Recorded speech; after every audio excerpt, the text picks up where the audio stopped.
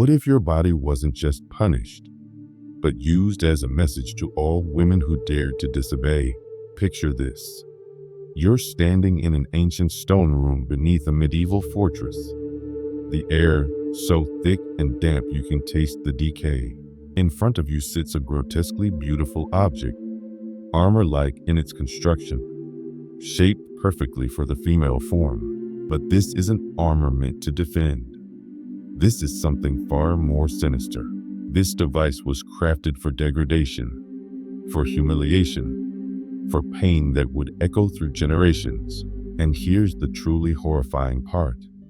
It wasn't designed to kill you quickly. No, death would have been merciful. Instead, this instrument would linger, stretching your suffering into hours, sometimes days, turning your body into both canvas and message. A message sent not just to you, but to every woman watching, every daughter learning, every wife trembling in the crowd. This was theater, a macabre performance reminding women that their bodies weren't their own. In medieval Europe, obedience was survival and silence was her only refuge. Before we dive deeper into this nightmare, if you're enjoying this dark journey through history, do me a favor and hit that subscribe button for History Remains. Your support keeps these stories alive. Now, these devices we're about to explore weren't accidents of history. They were crafted deliberately by men, sanctioned by faith, and fed by fear. But the real story here isn't just about the metal and the blood. It's about how an entire society justified such cruelty, how suffering was disguised as morality, and how punishment was gendered with surgical precision. Who forged these instruments of agony? Why did Europe's courts, churches, and communities accept their use without question? And most chilling of all, why were women's bodies specifically targeted in ways that men's never were? The answer lies in a world built on control, on shame, and on the fear of female power. To understand these torture devices, you first need to understand the world that demanded them. Medieval Europe wasn't governed by logic or fairness. It was ruled by doctrine, by fear, by hierarchy, and women were placed firmly at the bottom. The church taught that woman was man's burden, not just his companion. She was spiritually weak, morally unstable, dangerously tied to the physical world. And her body? That was the gateway to sin itself. Every religious text, every sermon, every law reinforced this toxic narrative. Woman was Eve's daughter, forever shadowed by that first transgression in the garden. But here's what they conveniently forgot to mention. They had reinterpreted that story to suit their needs. Eve's curiosity became defiance. Her hunger for knowledge became betrayal. And the logic was simple, brutally simple. If woman could fall, she must be watched.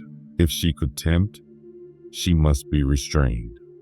The church preached it, the law enforced it, and society believed it without question. Feudal law did little to protect women and everything to uphold a system of obedience. A man could face a fine for violence against his wife. That same woman, if she spoke out, could face the whip, the brand, or worse. The crimes that warranted punishment for women were often shockingly minor. Speaking too boldly, dressing improperly, refusing marriage, being accused of immorality, whether true or not, female sexuality, female independence, female intelligence. All of it was seen as a threat not just to man's honor, but to the divine order itself. And so torture devices evolved into instruments of spiritual and social control. As the fear of female power grew, so did the creativity in breaking that power. Which brings us to our first device. One so brutal in its simplicity that it still makes historians pause in horror. The breast ripper. Even the name sends chills down your spine, doesn't it? This device was deceptively simple in design. 4 sharp iron claws, curved inward like the talons of some prehistoric beast, all connected to a handle or mounted on iron tongs. But here's where it gets truly barbaric. The entire instrument would be heated until it glowed red hot. Then it would be clamped directly onto a woman's breast and torn away. Not cut, torn.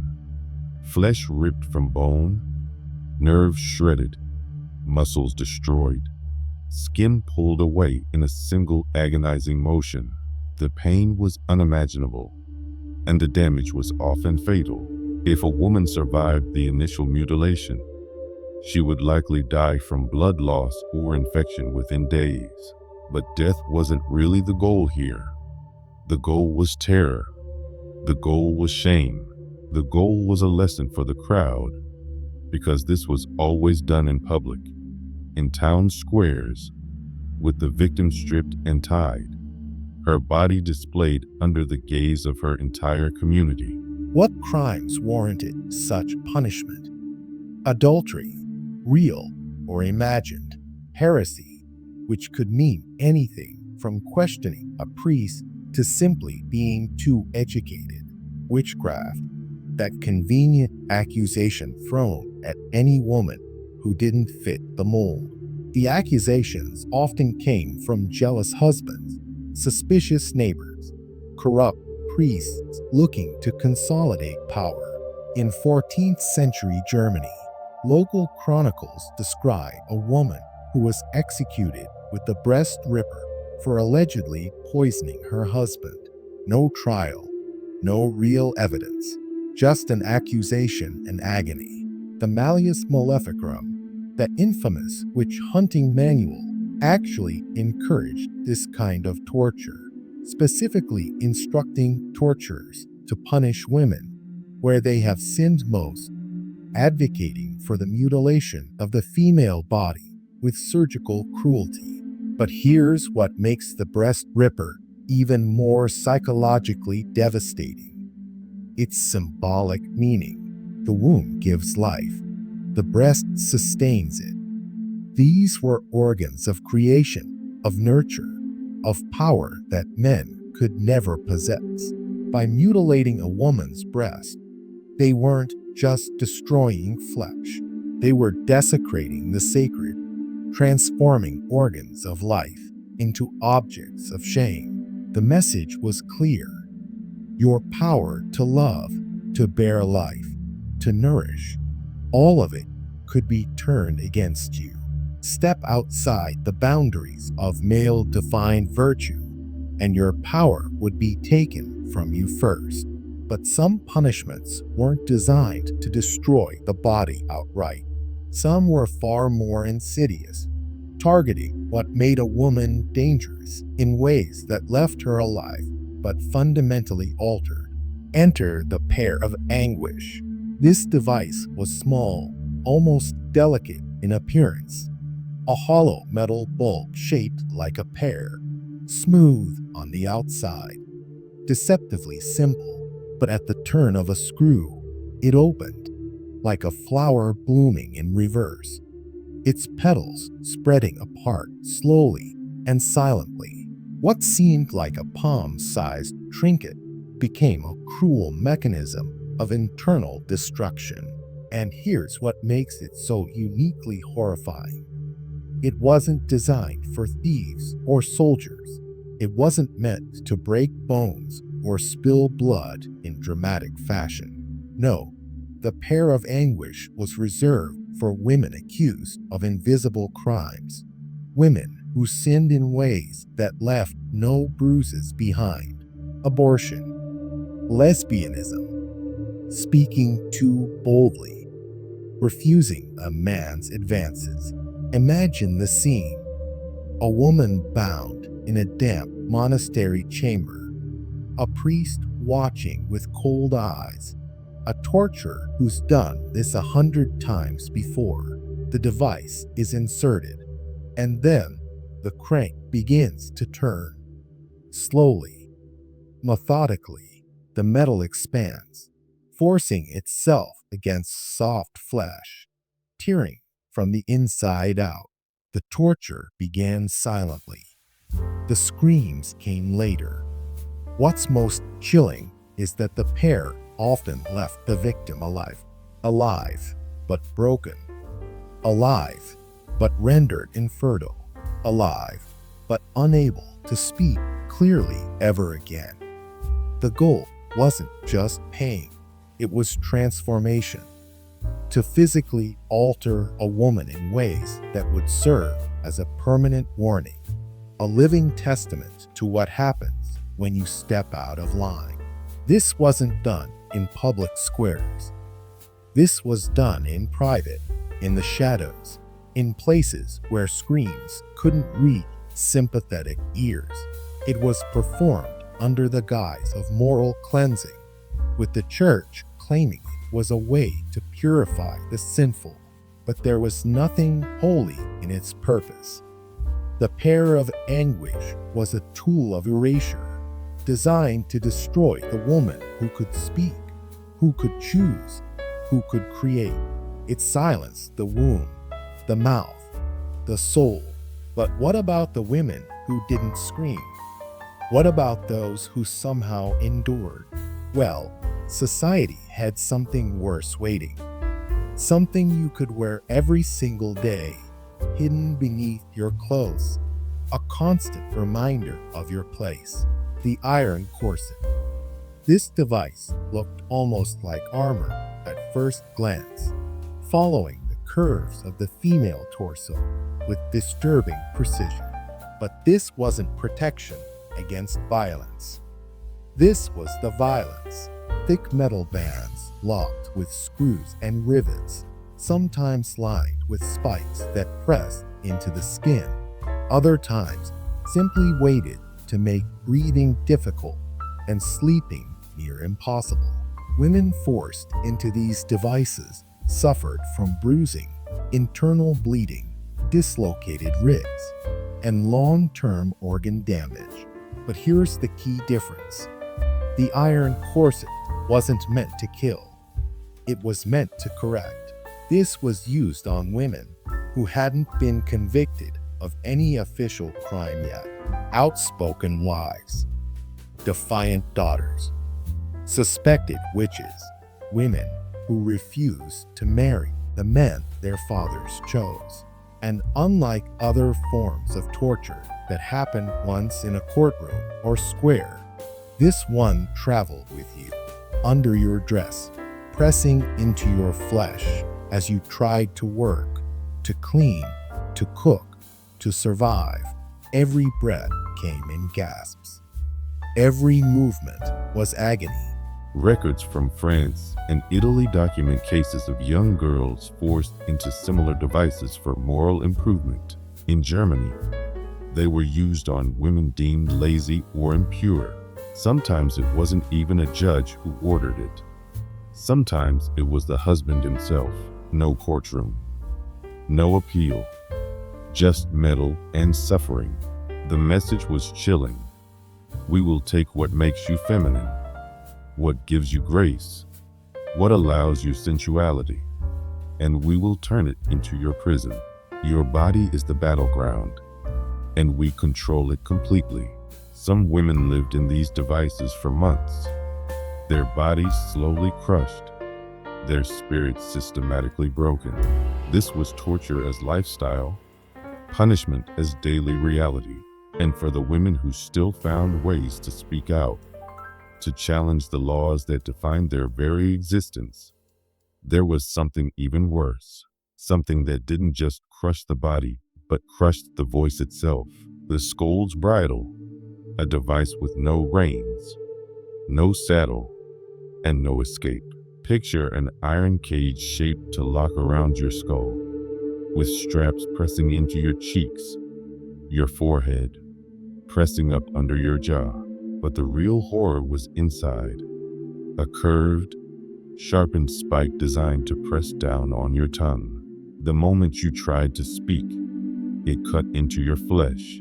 This device wasn't meant to kill. It was meant to humiliate. Women were forced to wear it for hours, for days, sometimes longer, and they were paraded through the streets, often with bells attached so everyone would know they were coming. What crimes warranted this punishment? Speaking too much, complaining, gossiping, challenging a man's authority. In medieval Britain and Scotland, the Scold's bridle became the go-to punishment for any woman deemed too mouthy. And here's the thing. Scold had no fixed legal definition. It could mean any woman with a sharp voice or a strong mind. Once you were accused, the punishment was swift. Edinburgh court records from the 16th century show cases where women wore the bridle for disturbing church peace or arguing with a neighbor. No trial, no defense, just silence. The symbolism here is unmistakable. The female voice was dangerous. Female wisdom passed from mother to daughter, from healer to patient, from midwife to bride. All of that oral tradition that held communities together was suddenly criminalized. By piercing the tongue, by making speech itself a crime, they weren't just punishing individuals. They were severing centuries of knowledge transfer. Some women never spoke clearly again after wearing the bridle. Others chose never to speak at all. The device left no visible scars, only silence, only shame. Which brings us to perhaps the most famous torture device of all, one that's become a symbol of medieval barbarism in popular culture. The Iron Maiden. You've probably seen it in movies, read about it in horror stories. A tall, sarcophagus-like chamber lined with spikes, designed to embrace its victim in a kiss of death. For centuries, it's been portrayed as the pinnacle of medieval cruelty. But here's the twist that changes everything. What if it wasn't real? Modern historians now largely agree that the Iron Maiden is a myth, an 18th century invention created by museum curators looking for spectacle. There are no confirmed records of its use in medieval courts, no contemporary documents, no survivor testimonies. The earliest known example was assembled in the 1800s in Nuremberg, long after the era it supposedly came from. And yet the legend persists. Why? Because we want to believe it existed. And here's where it gets particularly gendered. Many supposed Iron Maidens were crafted with exaggerated female curves, with molded breasts, with interior spikes positioned with obscene precision. These devices appeared in paintings, in exhibitions, in lurid fiction, but they were never actually used. They were fantasized. They were invented. And perhaps that makes them even more chilling, because they weren't forged in iron, but in fantasy. In a fantasy where the female body remains the site of punishment, where suffering is not just inflicted but sexualized, turned into spectacle for an audience that can't look away. That's the real horror here. Not what was done, but what we imagine could be done, what we almost wish had been done, so we could point to it and say, look how barbaric they were back then, while ignoring the ways women's bodies are still controlled, still punished, still used as messages today.